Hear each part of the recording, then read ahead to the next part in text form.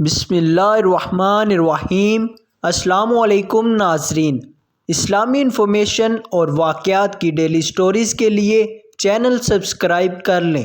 حضرت ابو ہریرہ رضی اللہ تعالیٰ عنہ سے روایت ہے کہ رسول اللہ صلی اللہ علیہ وآلہ وسلم نے فرمایا کہ اللہ تعالیٰ تمہاری صورتوں اور تمہارے مالوں کو نہیں دیکھتا لیکن وہ تمہارے دلوں اور تمہارے اعمال کو دیکھتا ہے۔ اخلاص کا مطلب یہ ہے کہ ہر اچھا کام یا کسی کے ساتھ اچھا سلوک صرف اس لیے اور اس نیت سے کیا جائے کہ ہمارا خالق و پروردگار ہم سے راضی ہو، ہم پر رحمت فرمائے اور اس کی ناراضگی اور غضب سے ہم محفوظ رہیں۔ رسول اللہ صلی اللہ علیہ وآلہ وسلم نے بتایا کہ تمام اچھے اعمال و اخلاق کی روح یہی اخلاص نیت ہے۔ اگر اچھے سے اچھے اعمال و اخلاص سے خالی ہوں اور ان کا مقصد رضائے الہی نہ ہو بلکہ نام و نمود یا اور دکھلاوا اور کوئی ایسا ہی جذبہ ان کا محرک اور باعث ہو تو اللہ کے نزدیک ان کی کوئی قیمت نہیں اور ثواب بھی نہیں ملتا۔ لہٰذا یہ کہا جا سکتا ہے کہ اللہ تعالیٰ کی رضا اور آخرت کا ثواب جو اعمال صالحہ اور اخلاق حسنہ کا اصل صلہ اور نتیجہ ہے، وہ صرف اعمال و اخلاق پر نہیں ملتا بلکہ یہ جب ملتا ہے جبکہ ان کے اعمال و اخلاق میں اللہ تعالیٰ کی رضا جوئی اور اخروی ثواب کا ارادہ بھی کیا گیا ہو۔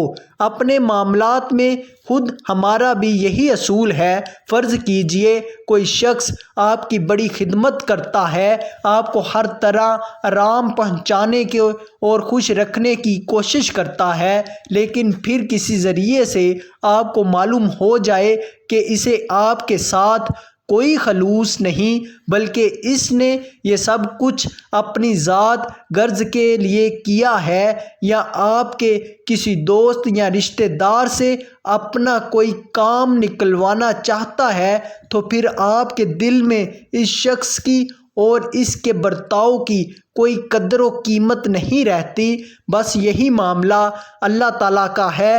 فرق اتنا کہ ہم دوسرے کے دلوں کا حال نہیں جانتے اور اللہ تعالیٰ سب کے دلوں اور ان کی نیتوں کا حال جانتا ہے۔ پس اس کے جن بندوں کا یہ حال ہے کہ وہ اس کی خوشنودی اور رحمت کی طلب میں اچھے کام کرتے ہیں، وہ ان کے اعمال کو قبول کر کے ان سے راضی ہوتا ہے اور ان پر رحمتیں نازل کرتا ہے اور درجات یعنی آخرت میں اس کا بدلہ عطا فرمائے گا۔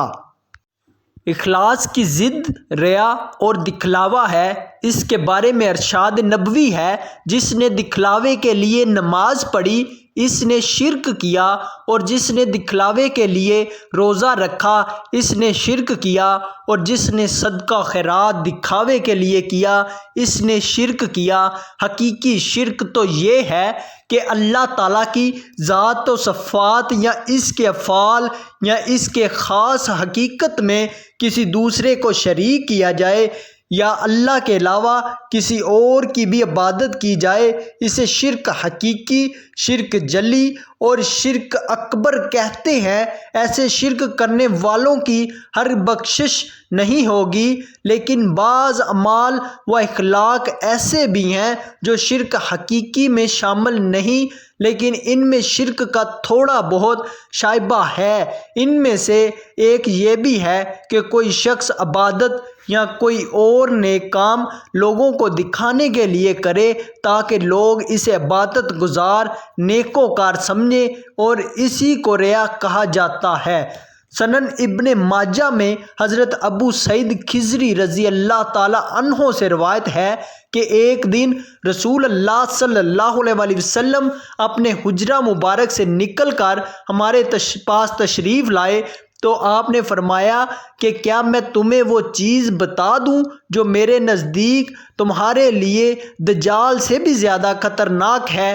ہم نے عرض کیا بتائیے۔ آپ نے فرمایا وہ شرک خفی ہے، اور وہ یہ کہ آدمی نماز پڑھنے کے لیے کھڑا ہو پھر اپنی نماز کو اس لیے لمبا کر دے کہ کوئی آدمی اس کو نماز پڑھتا دیکھ رہا ہے۔ مسند احمد میں محمود بن لبید رضی اللہ تعالی عنہ سے روایت ہے کہ رسول اللہ صلی اللہ علیہ وسلم نے فرمایا مجھے تمہارے بارے میں سب سے زیادہ خطرہ شرک اصغر کا ہے۔